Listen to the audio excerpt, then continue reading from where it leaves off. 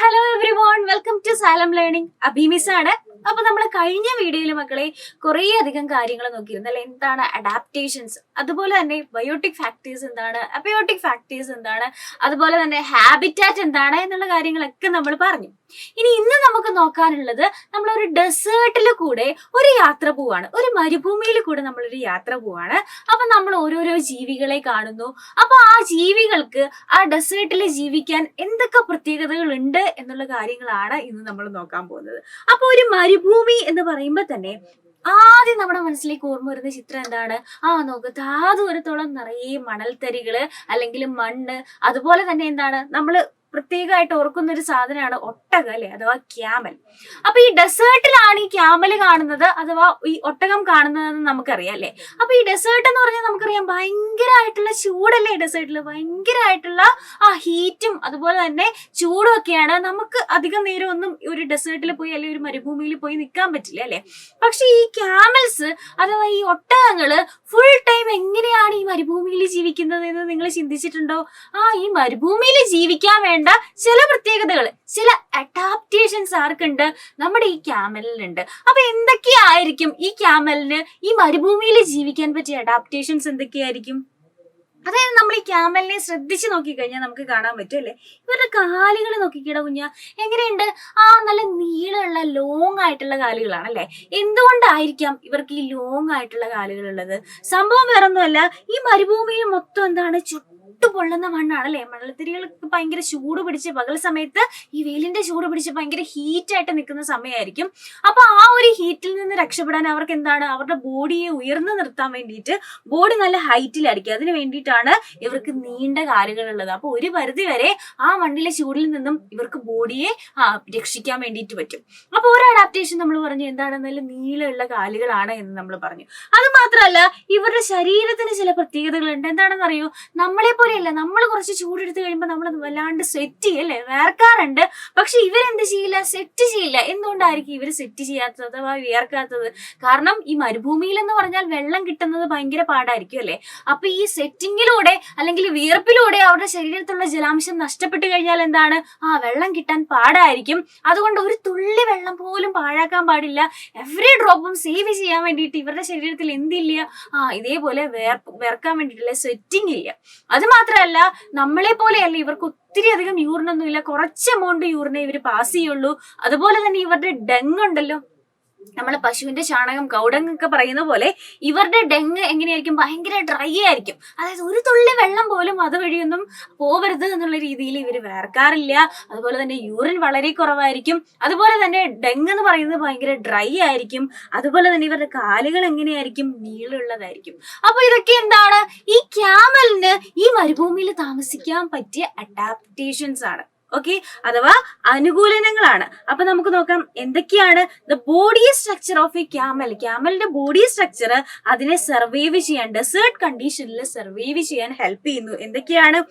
നല്ല long legs ആണ് അല്ലെ, നല്ല നീളമുള്ള കാലുകളാണ് ഈ ക്യാമൽസിനുള്ളത്. അത് എന്തിനാണ്? To keep their bodies away from the heat of the sand അല്ലെ. ആ മണ്ണിലുള്ള ചൂടിൽ നിന്ന് അവരുടെ ബോഡിയെ അതിൽ നിന്ന് ദൂരേക്ക് ആക്കാൻ വേണ്ടിയിട്ട്, അല്ലെങ്കിൽ ആ ഒരു ചൂട്ടിലേക്ക് പെട്ടെന്ന് വരാതിരിക്കാൻ വേണ്ടിയിട്ടാണ്. എന്തിനാണ് നല്ല നീളമുള്ള കാലുകള് നമ്മുടെ ക്യാമൽസിനുള്ളത്. മാത്രമല്ല യൂറിൻ എന്താണ്, സ്മോൾ എമൗണ്ട് യൂറിൻ മാത്രമേ ഇവർ എക്സ്ക്രീറ്റ് ചെയ്യുന്നുള്ളൂ. അവരുടെ ഡങ് ഇതേപോലെ നേരത്തെ പറഞ്ഞ പോലെ തന്നെ എങ്ങനെയായിരിക്കും? ഭയങ്കര ഡ്രൈ ആയിട്ടുള്ള ഡങ് ആയിരിക്കും. പിന്നെ ഇവരെന്ത് ചെയ്യാറില്ല? വേർക്കാറില്ല, സെറ്റ് ചെയ്യാറില്ല. അപ്പൊ എന്താണ്, very little amount of water മാത്രമേ ഇവരുടെ ശരീരത്തിൽ നിന്ന് പുറത്തു പോകുന്നുള്ളൂ. കാരണം എന്താ, ഡെസേർട്ട് കണ്ടീഷനിൽ വെള്ളം കിട്ടാൻ പാടായതുകൊണ്ട് എല്ലാ ഡ്രോപ്പ് ഓഫ് വാട്ടറും അവർ സേവ് ചെയ്യും. കുറച്ച് വാട്ടർ മാത്രമേ ഇവരുടെ ശരീരത്തിൽ നിന്ന് പുറത്തേക്ക് പോകുന്നുള്ളൂ. അപ്പൊ നമ്മൾ പറഞ്ഞു ക്യാമലിന്റെ പ്രത്യേകത എന്താണെന്ന് പറഞ്ഞല്ലേ. അപ്പൊ ക്യാമൽസ് മാത്രമാണോ ഉള്ളത്? ഡെസേർട്ടിലെ ക്യാമൽസ് മാത്രമാണോ ഉള്ളത്? അല്ലല്ലോ, വേറെ കുറേ ജീവജാലങ്ങളില്ലേ നമുക്ക് കാണാം. എലികളെ കാണാൻ പറ്റും, അതുപോലെ തന്നെ പാമ്പിനെ കാണാൻ പറ്റും. അപ്പൊ നമ്മൾ നേരത്തെ പറഞ്ഞ പോലെ ഈ ക്യാമൽസിനുള്ള പോലത്തെ നീണ്ട കാലുകളൊന്നും ഈ പാവ എലികൾക്കും അതേപോലെ തന്നെ നമ്മുടെ സ്നേക്കിനും ഇല്ല അല്ലെ. പിന്നെ എങ്ങനെയായിരിക്കും ഈ ചൂട് കണ്ടീഷനിൽ നിന്ന് അവർ എസ്കേപ്പ് അടിക്കുന്ന എങ്ങനെയാണ്, അവർ സ്കൂട്ടാവുന്ന എങ്ങനെയാണെന്ന് അറിയൂ? ഇവർക്ക് നമ്മുടെ ക്യാമൽസിന്റെ പോലെ നീണ്ട കാലുകളില്ല. അല്ലെ, ലോങ് ലെഗ്സ് ഇല്ല. പകരം ഇവരൊരു പണി ചെയ്യും. എന്ത് ചെയ്യും എന്നറിയോ? ഇതേപോലെ മാളങ്ങൾ ഉണ്ടാക്കി വെക്കും, ബറോസ് ഉണ്ടാക്കി വെക്കും. അപ്പൊ പകൽ സമയത്തായിരിക്കുമല്ലോ, ഈ സൂര്യൻ ഉദിക്കുമ്പോഴായിരിക്കുമല്ലോ പകലില് ഭയങ്കര ചൂടായിരിക്കുക. അപ്പൊ ഈ പകൽ സമയം മൊത്തം ഇവർ എന്ത് ചെയ്യും?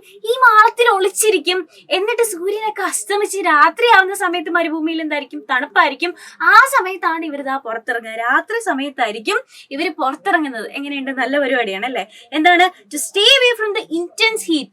ഡേ ടൈമിലുള്ള ഭയങ്കര തീക്ഷ്ണമായിട്ടുള്ള ഇന്റൻസ് ആയിട്ടുള്ള ഹീറ്റിൽ നിന്ന് രക്ഷ നേടാനായിട്ട് അവര് ബറോസിലാണ്, ഇതേപോലെയുള്ള മാളങ്ങളിലാണ് താമസിക്കുന്നത്. ആര്? ഈ എലികളും അതുപോലെ തന്നെ സ്നേക്കുകളും ഒക്കെ. എന്നിട്ട് അവർ എപ്പോഴാണ്? നൈറ്റ് ടൈമില് കൂളായിരിക്കുന്ന സമയത്താണ് ഇവര് പുറത്തു വരുന്നത്. അപ്പൊ ഇവിടെയുള്ള അഡാപ്റ്റേഷൻസ്, ഇവിടെയുള്ള ജീവികൾക്ക് ഈ ഡെസേർട്ടിൽ താമസിക്കാൻ വേണ്ട അഡാപ്റ്റേഷൻസ് എന്തൊക്കെയാണ് എന്ന് നമ്മൾ പറഞ്ഞു. അപ്പൊ ഈ ജീവികൾ മാത്രമാണോ ഡെസേർട്ടിലുള്ളത്? മാത്രമാണോ? അല്ല, കുറെ പ്ലാന്റ്സ് ഉണ്ട് അല്ലെ ഡെസേർട്ടിൽ, മരുഭൂമിയിൽ കുറെ പ്ലാന്റ്സ് ഉണ്ട്. അതിൽ തന്നെ നമുക്ക് ഏറ്റവും കോമൺ ആയിട്ട് അറിയാവുന്ന ആളാണിതാ നമ്മുടെ കാക്ടസ് അഥവാ കള്ളിമുൾച്ചെടി. പേരിൽ തന്നെയുണ്ട് കള്ളിമുൾച്ചെടി അല്ലെ. ഇതിന്റെ ശരീരത്തിൽ മൊത്തം എന്താണ്? സ്പൈൻസ് ആണ് അല്ലെ. ശരീരത്തിൽ മൊത്തം എന്താ മക്കളെ?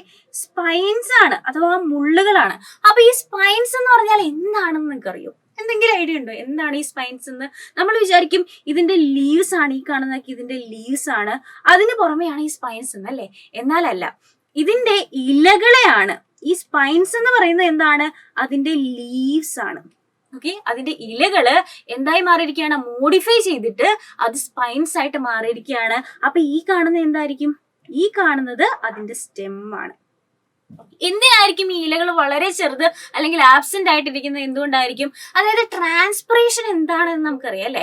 അതായത് നമ്മുടെ ഈ ചെടികളിൽ നിന്ന് ഒത്തിരി വാട്ടർ കണ്ടന്റ് ഇങ്ങനെ ആവിയായിട്ട് അല്ലെങ്കിൽ ഒത്തിരി ബാഷ്പീകരിച്ച് പോകുന്ന ആ ഒരു പ്രക്രിയയാണ് നമ്മൾ ട്രാൻസ്പിറേഷൻ എന്ന് പറയുന്നത്. അപ്പൊ ഈ ട്രാൻസ്പിറേഷൻ തടയാൻ വേണ്ടിയിട്ട് ഇത്തിരി വെള്ളം പോലും, ഡെസേർട്ട് കണ്ടീഷൻ ആണ്, ഇത്തിരി വെള്ളം പോലും നമ്മൾ പാഴാക്കി കളയാൻ പാടില്ല അല്ലെ. അപ്പം നഷ്ടപ്പെടുത്താൻ പാടില്ല. അപ്പം ആ സമയത്ത് ലീസിൽ നിന്ന് ഇത് പാഴായി പോവാതിരിക്കാൻ ഇതിന്റെ സ്പൈൻസ്, ഇതിന്റെ ലീവ്സ് എന്തായി മാറിയിട്ടുണ്ട്? സ്പൈൻസ് ആയിട്ട് മാറിയിട്ടുണ്ട്. മാത്രമല്ല ഇതിന്റെ സ്റ്റെം ആണ് ഫോട്ടോസിന്തസിസ് നടത്തുന്നത്. ഈ സ്റ്റെമ്മിലാണെങ്കിൽ ഒരു കട്ടിയുള്ള വാക്സി കവറിംഗ് ഉണ്ട്. ആ വാക്സി കവറിംഗ് ഉള്ളത് കൊണ്ട് എന്ത് സംഭവിക്കില്ല?